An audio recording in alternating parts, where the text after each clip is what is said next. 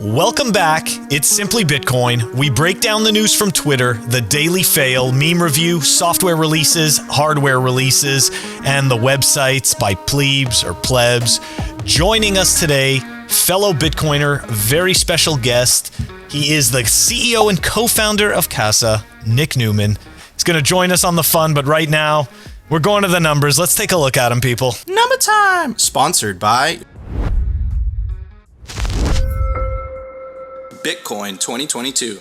At the time of this recording, the block height is 706,057. The Bitcoin price 62,890. Chain rewrite days 845. Total public Lightning capacity holding steady 3,105.27 sats per dollar, or Moscow time 1590. And blocks to the halvening 133,943. Man, not so bad. It feels awfully good to have the sats per dollar under 2,000. Definitely feels good. But yeah, man. Again, guys, the noise is the price. We took a little bit of a tumble, a little 6% slip. But yeah, again, the signal, like we always say on this show, guys, is the public Lightning Network capacity. Focus on that. But anyways, Phil, it's time for the Daily Fail, sponsored by Pirate Hash. All right, I thought that we had covered WorldCoin in the past, but I went digging through our videos and apparently we didn't. So yeah, we're diving into it. I think it was Hodl Inc. or something. I'm getting his name wrong, but I forget who it was that shared it with me. So anyways, you know, shout out to you. We're gonna dive into WorldCoin. Nico also added it to the show notes, so you know, this is how we get the information, right? Because people help us. Anyways, okay. WorldCoin. Let's take a look at this. Introducing WorldCoin, a new cryptocurrency that will be distributed fairly to as many people as possible. Coming from a central entity, though, but it's going to be fairly distributed. And anyways, all right. So first we get Meltem's take on this, which, hey Sam, looks exciting, but how do the VC's investors benefit if WorldCoin is going to be distributed fairly? Well, of course, you know, she's a serial shitcoiner, so she wants to know how, you know, is this going to be worth it, right? Is my clout worth it to shill this crap? Anyways, that's my take on it. But moving on from Meltem, because of course we are going to go a little bit deeper into this. You're going to hear me read a whole bunch of stuff. What you really need to pay attention to, I think, and this is what I was learning while I was reading this, pay attention to what we're not being told. So number one, the website itself is fairly obscure. I wasn't able to find their website. I wasn't able to find the white paper on their website, and we're gonna dive into this. All right, let's go, because this just sounds totally nonsensical and ridiculous and very 2017-ish, but with a very dystopian feel to it. Anyways, let's go. A new collectively owned global currency that will be distributed fairly to as many people as possible. For the first time, cryptocurrencies make it possible to distribute ownership and control of those networks to their users rather than a single entity. But pay no attention to the fact that this will be issued by a single entity and created by Sam Altman, one of the creators. So two people did create this. There is a central point of failure, but yet somehow we're starting off right away trying to convince us that, hey, we're going to distribute this and it's going to be fair. To rapidly get its new currency into the hands of as many people as possible, WorldCoin will allow everyone to claim a free share of it. So already it's got that good fiat tone to it, right? You're not getting coins, you're getting shares. Anyways, we first had to solve one major challenge, ensuring that every person on Earth can prove that they are indeed human, not a bot, and that they have not received their free share of WorldCoin already. This challenge is the long-standing problem of unique humanness. How can you prove you are you without telling us anything about yourself? They're going to solve this for us, guys. Here we go. To address it, we built a new device called the Orb. It solves the problem through biometrics. Yeah, I troubleshoot biometrics on a daily basis. They've existed for a very long time. This is not new. Anyways, the orb captures an image of a person's eyes, which is converted into a short numeric code, making it possible to check whether the person has signed up already. What are they like? So they have no database, right? I want you to pay attention. This must be a joke, dude. This is really weird. Just wait. No, wait. It gets funnier, scarier too. Anyways, if not, they receive their free share of WorldCoin. Okay, so if you didn't enroll already, so this is the thing. You're creating the database that doesn't exist by enrolling into it. Okay, and if you didn't already enroll into it, you won't be able to get your free WorldCoin. This is the gimmick so far. Anyways, we're only a few months away from a global launch, and we're running field tests in many locations around the world.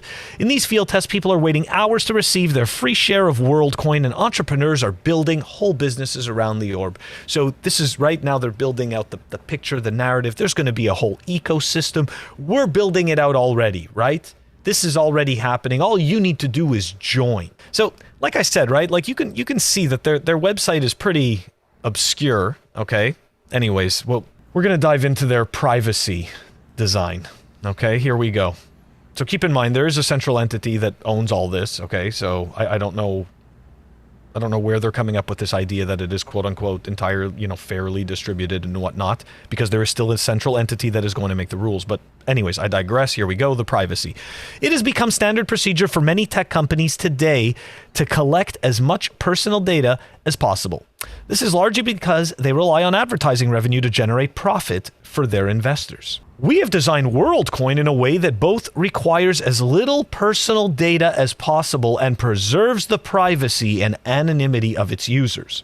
Specifically, we determine whether you are real and unique without requiring you to provide personal information like your name, email address, physical address, or phone number. To make all this possible, we use technological and cryptographical techniques that many people are not yet familiar with. They're creating a one-way hash function from your, they're creating a digital signature from your retinal scan, and it's a one-way hash function. And anyways, it's so poorly done what these people are doing. Here we go. Individuals who want to participate in the WorldCoin network without visiting an orb will always be able to do so, albeit without claiming their free share of the currency. So are we to understand that you don't have to enroll your eyeballs? Is that correct? And then eventually you can use the currency? So it's just, I don't know, why have people enroll at all then? Why not just launch this shitcoin like every other shitcoin is launched and not take biometric data? So this is where it gets interesting. Okay, so the image never leaves the orb. Every image of this user's eyes, and hold on, let me just give you guys an idea of what this thing looks like. So you're going to have people walking around with this thing. It's pretty much just a retinal camera in a ball. This sounds like a joke, man. This totally sounds ridiculous. It really does. Okay, so the image never leaves the orb. Every image of this user's eyes produce the same unique identifier. So they all produce the same unique identifier, which is the same identifier, or every single one of them creates a unique identifier in the same way. It doesn't matter. Anyways, it's not possible to recreate the original image of a user's eyes from their unique identifier, the one-way hash function, right? Thereby adding the first layer of privacy to the process. So you remember what I said at the beginning of all this drivel, right? I was talking to everyone about... Wait, scroll down, dude. Scroll down. Okay. That's ridiculous. Yeah. But do you remember what I was telling you about how we shouldn't pay attention to what I'm saying? Pay attention to what I'm not saying. I'm telling you guys about all this privacy. There's no white paper for this thing. We can't really identify how this thing works. They're telling you that privacy is a major concern, but there's a central entity behind the whole thing. Anyways, so we had to obviously go dig up the investor list on this one, right? WorldCoin, now valued at $1 billion, has grand plans to get you to gaze into the orb. They're saying that over 130,000 people already have. Anyways, let's take a look at the investor list. WorldCoin announced today that it raised $25 million from investors, including Andreessen Horowitz, A16Z, Digital Currency Group, angel investors including Sam Bankman-Fried, Reid Hoffman, the co-founder of LinkedIn, and that the company is currently valued at $1 billion. Okay, so look, we've seen a lot of these players in many different projects, especially Andreessen Horowitz is, you know, I've it's so many shitcoin projects, so many DeFi projects that I've seen that have that name backing it. Look, I know that they're going to try to pretend like this is a really weak attempt at attacking Bitcoin, in my opinion, because again, right, there's no talk about, not that I think that any of these shitcoins stand a chance anyways, but you know, they're not talking about whether it's using proof of work or not. They're not explaining, there's no white paper to this thing. You know, so we're missing key pieces of information. And not only that, right? They're talking about privacy, they're talking about security, but in the meantime, there's a central entity which seemingly is acting almost like, okay, fine, we see the two co-creators, but why is that website hiding so much information? Like, why doesn't it have its investors listed and stuff like that? Like, why doesn't it have a white paper, you know? It has a central entity that backs it. How is it going to pretend that it's going to be fairly distributed? And it's always going to be controlled by that central entity. So how is this really fair to everyone? Again, this is a huge affinity scam. Yeah, man. This sounds like a wet dream for governments, for KYC. You know, they have your eyeball. Like, how do you trust? You know, that what are they going to do with that? I highly doubt that they have that many people motivated. But what I found really interesting, you know, and obviously they incentivize you by giving you free orb coin, I guess, but it's not even trading, so you don't even know the price. Really scary stuff. The orb kind of reminds me of this really old movie where they're like the AI of the spaceship, I think it was called HAL or something, turned evil. Kind of reminds me of that. I think it was called Space Odyssey was the movie. 2001 The Space Odyssey, yeah. There we go. But yeah, man, really dystopian stuff. I don't know who thought this was a good idea, but I'm going to kind of pass it on to Nick.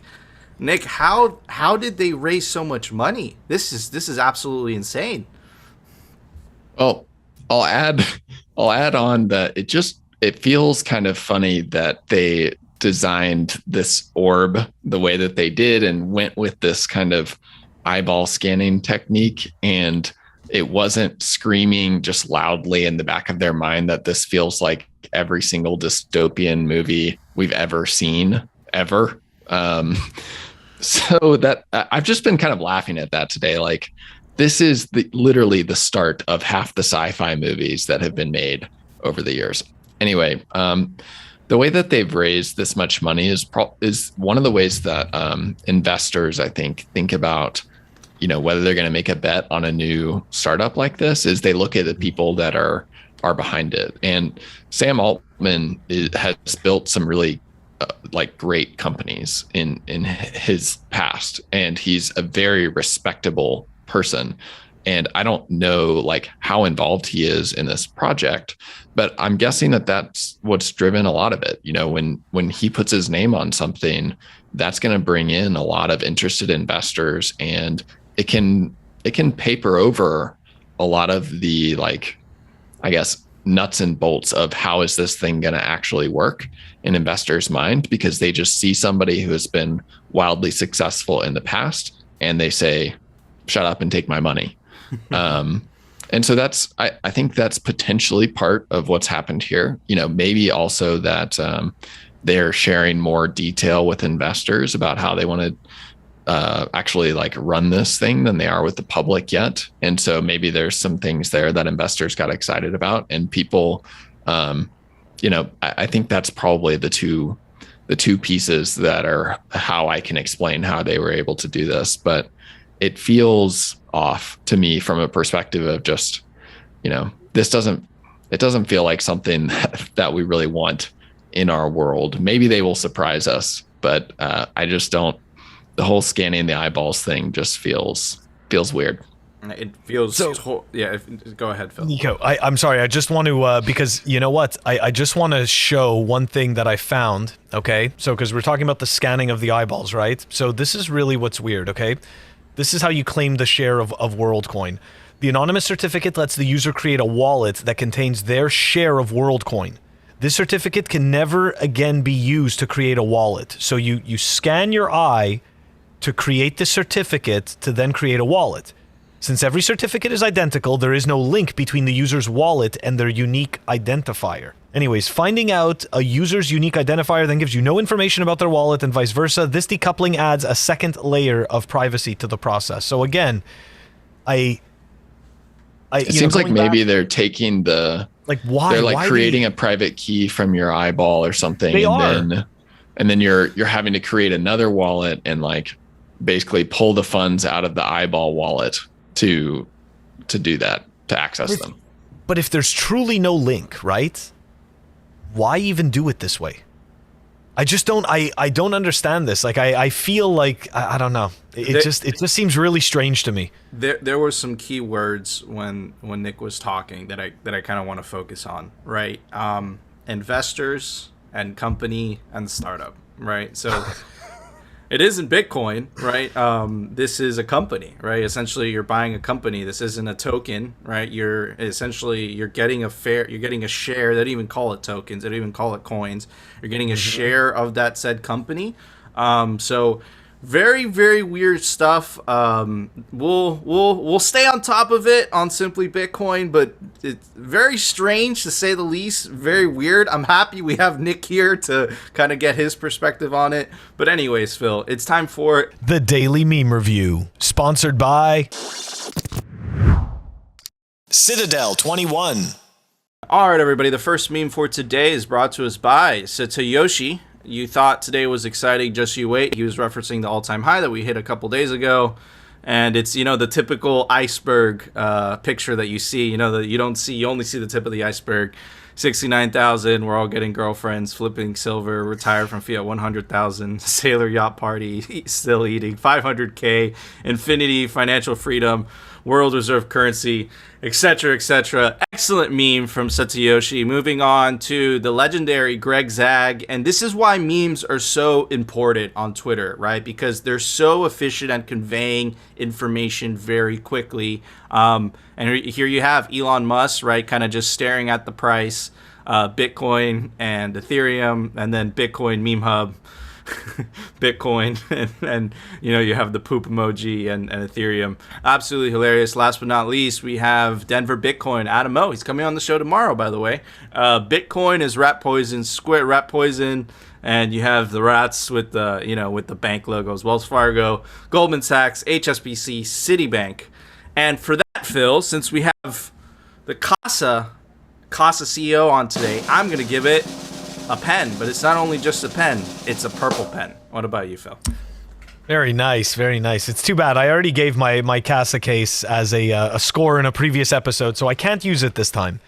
But those were fabulous memes. Really enjoyed them. But I think Greg fixed Bitcoin Meme Hub's meme. He did a do-over of it. If you scroll down, I don't know if. Let me pull it up. I don't know if you want to take a look at it, but it might be worth it. Why not? All right. So Greg Zag, Look. FTFY. Is that Grimes, not Elon? Oh my God, savage. Okay. Savage. I stick to my original score. What are you gonna give it, Phil? All right. I am giving this. This is going to be a shout out to Fartface2K. He may appreciate this, but this is a BitPiggy's magnet. Oh. Right? That's a good score. By the way, Fartface is still around. BitPiggy is. Who was it that took a break? It was Satoyoshi or Yadoshi. I forget. Anyways, Nick, what would you give those memes? So I got to say my favorite one, which was pretty clever, was that one with the rats with the banks as their bank logos on them. I'm going to give it one foundation passport, which is sitting on my desk right now. Ooh. Is that the Founders Edition? Shout out, Zach. It is. It's a good device. I love it. They've done a great job. They did. Zach has worked his butt off. Yes. Shout out to Foundation. Awesome company. But anyways, Phil, it's time for the Daily News, sponsored by Cloaks. I think the thing that to me is the number one issue facing the Main Street investors is inflation. And it's pretty clear to me that inflation is not transitory. It's here to stay.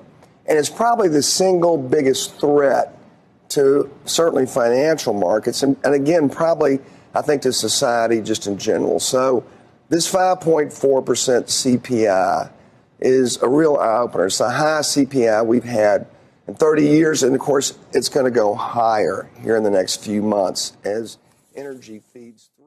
Okay, so just to kind of give you guys a recap, right? We've been covering this because we are Simply Bitcoin, right? They went from there is no inflation to the inflation is temporary. Then we had a quote from Powell himself, inflation is frustrating. Then we kind of had like a whistleblower from the Fed saying, hey, maybe it's not so temporary, right? So again, like we've just seen consistent lies from the mainstream media trying to cover this up. They don't mention anything about the rate of money printing. We've shown you guys the M1 chart, the M2 chart so many times. We've shown you guys the Fed asset sheet so many times. It's ridiculous. We've never been in this situation before. The good news is that Satoshi knew this was going to happen, right? And he invented Bitcoin, I guess, because of it. In the Genesis block, it does say Chancellor on the brink of the second bailout for banks. So Satoshi knew he was going to keep on printing. So at least we kind of have a life raft. But this is insane. This is uncharted territory, and the mainstream media isn't covering it, right? You kind of have to have an investor there to really point it out. But you have, mainstream media, they're focusing on politics, on this stuff, but they're not the $3.5 trillion infrastructure bill that they're floating around. Biden saying that it's already paid for, right? The right saying that stuff. Like, it's insane. Like, this is a total clown world. This is absolutely crazy. Phil, what are your thoughts? Yeah, I definitely don't think it's transitory, and I think that right now they're able to make it seem as though this too shall pass. But the reality is that a lot of suppliers are going to start to be renewing these, their contracts for supplies and stuff like that in the upcoming year in 2022. And at that moment, the prices, I think, for the raw materials are going to start to reflect more down to us as retailers. So I think that maybe right now, people can sit there and brush this off and think, oh no, this is BS. The money printing doesn't really affect it. No, make no mistake. It absolutely has an effect, and we are living through it. And right now, they are able to hold this together, right? But there's like some of this is seeping out of the sides, right, out of the cracks. It can only be held for so long. And you know what? You've got people like Paul Tudor Jones. These guys, man, they're not stupid. They understand the system very well. You know what I mean? Like, they know how to play this system, and they get exactly where they're standing. They understand the playing field, and it's like, wait a second. This is never going to end, and this is not going to be transitory. Like, there's a reason. I'm sorry. I just want to add, besides the tinfoil hat reason why BlackRock is buying so much real estate, let's be honest, right? If you're not a Bitcoiner or anything like that, and you're a giant corporation, what is the most finite thing on this earth? Besides time, which you can't really bottle and sell, it's real estate. Well, actually, with Bitcoin, you can kind of bottle and sell, but without that, it's real estate. So I just want to point out, right? Like, this is not small things, right? These are not coincidences, and they're painting a picture. And the point, that's so tragic about this is that the people that least benefit from inflation, in fact, they get stolen from, are the lower end middle classes, right? Because it's really only the top of the economic pyramid that has the means, right, to invest in equities or real estate, right? So it's kind of a redistribution of wealth, right, from the poor, from the middle class, back to the state, back to the top 1%, right? It also known as the Cantillon effect, which we've covered many times on the show. But Nick, are we just two crazy Bitcoiners on YouTube? Are you seeing what we're seeing? Are we talking nonsense? Is this transitory? What are your thoughts?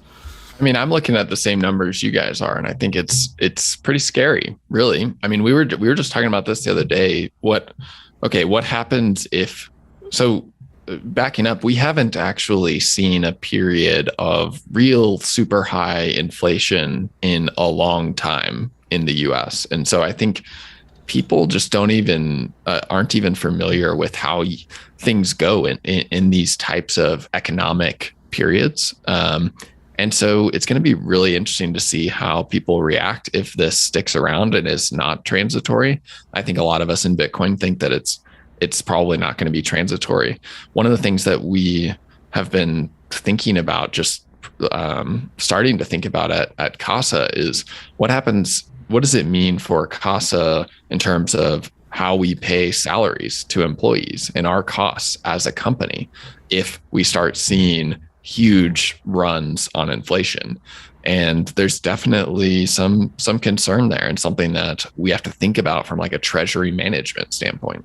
Absolutely. You know, as a small business owner myself, also for fiat business, you know, you definitely see prices going up, and you have to pass on those costs to consumers. And with employees, it's the same thing. But before we move on to the next thing, and we do have Nick, so we do want to talk about the Casa app today, which I'm a big fan of. I just want to let you know, guys, you know how the deal is on Simply Bitcoin. Any company or product or app that we bring on the show, we have tested and used ourselves. I am a Casa customer. I have used the app for a very long time. I am a big fan, and I have Sovereign recovered, which means that I have accessed my Casa wallet outside of the Casa app, and I've spent from it, right? So just to give you guys that disclosure. But before we get into it, Nick, I want to give everyone some context, right? Because they really need to understand this before they understand Casa. So my first question to you is, what is multisig and why is it important? Yeah, so with multisig, always sounds like this big word that's really confusing to people, and they hear it and immediately, you know, shut their mind off. And it's pretty easy to understand. So with a typical Bitcoin wallet, you've got one key that's protecting your Bitcoin, and you set it up and it gives you a 24-word seed phrase and says, you got to protect this or you lose all your money. If you lose that key, you've lost everything, right? And that's the responsibility side of being your own bank. With great power comes great responsibility. If you're going to be your own bank, it's your responsibility to protect your funds. What multisig does is it lets you go from a situation where you have to be perfect, you cannot make a single mistake with that key or you've lost your Bitcoin, to you're allowed to make a mistake and you don't have to worry about that mistake causing you to lose everything. So in an example setup with multisig, instead of just having that one key, let's say you've actually got 3 keys, and those 3 keys are protecting one pool of Bitcoin, but you only need 2 of those 3 keys to actually access and spend your Bitcoin. So that means you lose a key, it's okay. You still have the remaining 2 out of the 3 to help you access it. So that's how multisig works. It's very simple. It just means more than one key protects your Bitcoin. Absolutely. So, and kind of just to give you guys an analogy, right, of something that you might be familiar with, think about it like a safety deposit box at a bank, right? You need 2 keys to open that said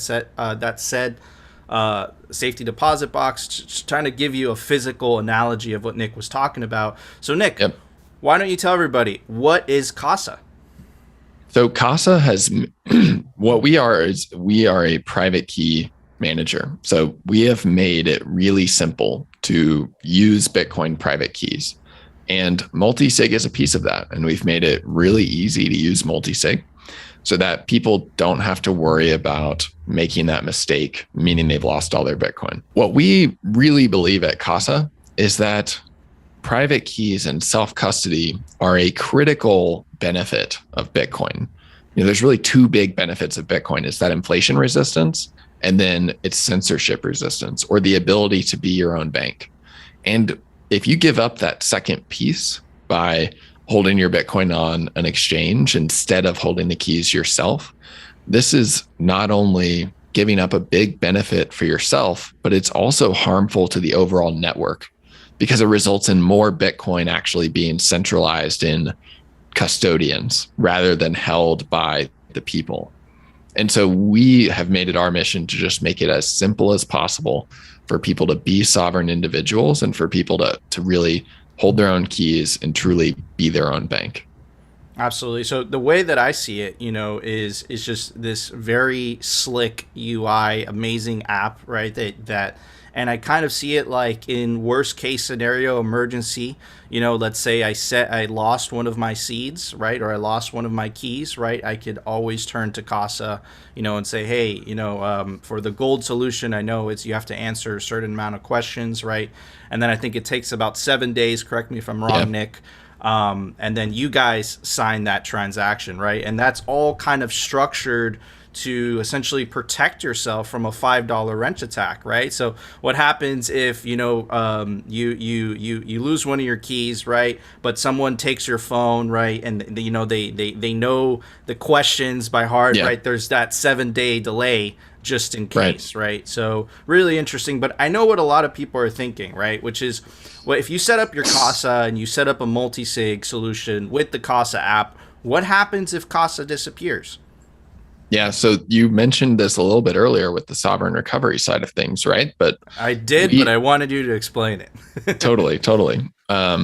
Casa is all about eliminating single points of failure. So we're trying to eliminate single points of failure with your private keys and not having one key be a single point of failure. But we also don't want Casa ourselves to be a single point of failure. And so you can actually completely recreate your Casa wallet outside of Casa's software. So we give you the info that you need. You can take that info. It's basically like your XPubs for each of your keys, and then some of the details around like derivation paths and stuff. And we've got instructions where you can go and plug that into Electrum or Spectre wallet, and I'm pretty sure there's some other ones that it'll work with as well, and still be able to access your Bitcoin and spend from that wallet. And so what that means is that if Casa were to just totally disappear off the face of the earth overnight, unexpectedly, you don't lose your Bitcoin. You still have a way to go set that up and set up your wallet in another piece of software and access everything and move it out to another wallet. Awesome. So let's talk about the different plans that you guys have, right? Because you have a couple. You have let me go first with here, the gold plan, which is a 2 of 3 multi-sig, right? It's about $120 a year. So talk to us a little bit about that, how it works, right? Here's kind of like an image of what it would look like on your phone, right? So how talk to us about the steps, right? Like how would you set it up? I know that you provide 2 solutions. You could either use 2 hardware wallets, or you could use one of the secure element on your phone as another key, right? So talk to us about the steps of, like, let's say I sent Bitcoin to my Casa multisig, right, on my phone. How would I spend that said Bitcoin? Yeah, so this is really like the intro to multisig level, and it's really simple to set up. If you're already using a hardware wallet to secure your Bitcoin, there's really no reason not to use a 2 of 3 multisig like what we provide, because with Casa, you've got at the base level, you've got one key that's on your phone, one key on that hardware wallet that you have, and then one key is held by Casa. And so you can switch out, if you don't want to have a key on the phone, you can switch it out for a second hardware wallet, like you said. So when you go to actually spend funds, it's really simple. You're using the app to say, okay, I'm sending this much Bitcoin to this address. And then if you've got that key on your phone, it's automatically signing with the key on your phone. And then the app's going to tell you, so with a normal wallet, that's it. Your Bitcoin would go to whatever address you sent it to. But with Casa, what happens next is it says, okay, you need to add one more signature to approve this transaction. And so let's say it's you're signing with a Trezor. We'll send you an email with a link. You click that link and plug your Trezor into your computer, and then you're actually approving the transaction from the ledger or from the Trezor, just like you would if you were sending a transaction off of your ledger or Trezor normally. And so what that means is that after you add that second signature, you just go back to the app and it'll say, okay, you've got both of your signatures, hit complete to complete the transaction. And that gives you that extra level of protection against loss, but also against theft. Now, if somebody were to steal your hardware wallet, it doesn't matter because they don't have the other key that's either on a second hardware wallet or that's on a phone. Or if you were to lose that hardware wallet, well, you've got your key on your phone, and then you've also got a key that Casa has as a backup for you. And the Casa key it's not custodial because we can't spend those funds by ourselves for you. We can't take it out of your wallet. We're only one of the 3 keys, but we're there to back you up in case you lose something. Gotcha. Really, really cool stuff. So let's move on to the next plan that you guys have, and I want to touch upon a term that I think is very important. But I want Nick to explain it. First of all, this is the platinum plan, and it's a 3 of 5, right? And I want you guys to focus on the different logos. So here's home, here's work, and here's kind of like a little vault, right? And here's Casa serving as one of the 5 keys. But I want you guys to remember this term, and I want Nick to explain it, right? One of the benefits of multisig, right, is that you need multiple keys, right, to sign that said transaction. But those multiple keys don't need to be in the same location. So you could take advantage of geographically separating your keys or your seeds, right, in order to protect yourself from a $5 wrench attack. Yep. Nick, you want to add to that? Yeah. That's one of the key benefits of Casa, whether you're using the gold plan or one of the higher 3 of 5 plans, is that if you geographically separate your keys, it makes it significantly more difficult for somebody to succeed in a $5 wrench attack, because in a typical $5 wrench attack, a thief is looking for the lowest hanging fruit, easiest target possible. They want to be in and out of your house as fast as possible, because while they're doing that, there's a huge risk for them that they actually get caught. Now, when you geographically distribute your keys, that means you actually have to go to multiple locations to send a transaction from your Bitcoin wallet. So suddenly a thief is not just walking into your house and forcing you to send them funds there. They're actually having to kidnap you, drag you around town to other locations, which probably require you to interface with other people in order to access them, and force you to send funds from those keys that are in those different places. That just ramps the difficulty of stealing Bitcoin significantly. And it's just something that we don't think thieves will really, they don't want to go through that. There's going to be easier targets that they can go after. And we even joke we should make like an ADT sign or something that says that you're protected by Casa to stick outside your house, because, it's just like the kind of thing is just don't even bother. It's too hard. Yeah, you just make it so inconvenient. I think Lop was the one that said it, right? Think about it, like the amount of time that it takes you to access your Bitcoin, it will take a thief the same amount of time to access it. So if you have one key at home and then you have another key at your friend's house or a safety deposit box, right, that thief would have to go with you physically to that bank and say, hey, go open your safety deposit box. So again, it radically kind of shifts the balance of power, I would say, from it really empowers the individual. I don't know how else to say it. I want to focus on the last plan, which is really interesting. You have the inheritance, which is part of the diamond plan, right? And I want to focus on the last part, the last 2 parts actually: unsuccessful end of life transfer and individualized threats. So again, if you die, no one knows your seed. That sucks.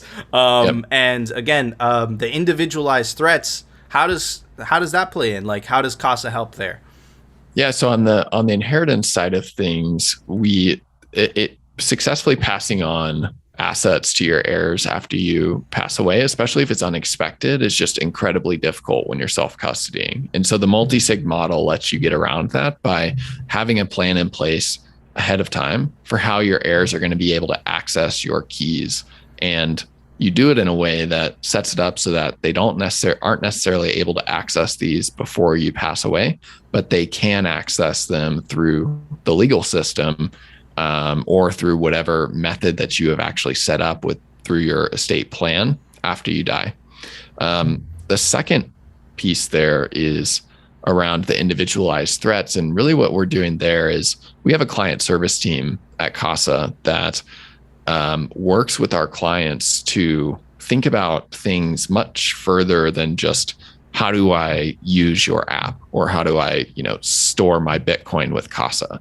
We're pretty frequently answering questions about OPSEC, that's operational security. So it's how do I protect myself physically beyond just protecting my Bitcoin?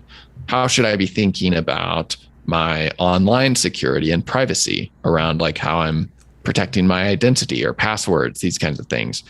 We did a big thing for our clients around Bitcoin 2021 this year, where we wrote up some tips and talked with people about how should I think about traveling to conferences where people are going to be, they're going to know that I own Bitcoin kind of thing. So we just really try to add this extra level of service at those higher tiers in the Casa plan, where our client service team is working with people individually to make sure that they feel secure. Gotcha. Okay. So last question before I pass it on to Phil, and this is kind of for the privacy junkies out there, right? You do have access to customers' pub files, meaning you do know their balances, right? And you also, because it's an app, right, you do have the IP addresses, right? So what is your privacy policy? Do you require KYC? I already know the answer to this, but I'm asking you. Do you require KYC, right? How do you handle that information, right? How do you handle, the pub files with the associated IP addresses? So what you can do with Casa that you can't do with a lot of the other solutions in the space is we don't require KYC. So you can sign up with a completely pseudonymous email that doesn't have anything about your real identity in it. And you can pay with Bitcoin, so you don't pay with a credit card. And then you have a pseudonymous account with Casa where we really don't know your identity. And we just believe that we should be collecting as little information on people as possible, because once you start collecting more and more info, your product becomes a honeypot for hackers. And that's when you see these huge leaks of millions of customers' personal data. And so that's the approach that we've taken. And the data that we do collect, around your XPubs, which we have to know, because we have to know your XPubs in order to show you your balance in the app, or in order to give you an address to receive Bitcoin to, these kinds of things. We have the highest grade security around that, and have, security experts like Jameson working on making sure that this information is stored as securely as we can. So the only thing, and again, I'm asking this from the privacy perspective, right, is this idea of having your pub files tied to an IP address, right? So how do you deal with that, right? Because perhaps the person might not know your name, right? They may not know, where you live, right? But they still might know your IP address associated to a balance, right? Yeah. So we're not actually associating IP addresses with balances in terms of like from a database perspective, right? Like the only reason that an IP address comes into Casa's system is through the logs of interactions that they are having with Casa's server. And so that is a separate set of basically data that actually gets recorded and isn't kept, because we don't need to know these IP addresses over like a long period of time. There's a certain amount of time when you kind of need to keep this logged, because you want to be able to protect against DDoS attacks from specific regions or something like that. But we're not creating a database, for example, that says this XPub is tied to this IP address. And so, we're trying to keep that information as separated as possible. Okay, good to know. So you don't associate the pub files with the corresponding balances to the IP address. Okay, awesome. Phil, do you have any closing thoughts? Going back to that ADT comment, I just want to point out it worked very well for ADT. So it's not a bad. I'm just saying, it's not bad. People may even end up, just buying them off of you, so that. So you may be able to just sell essentially the little lawn flags. And then just from virtue of having that, people are like, all right, let me look into this multisig thing. So we always joke about doing it, but it is like, we're going to do it at some point here. And it's going to be kind of funny, but also kind of real.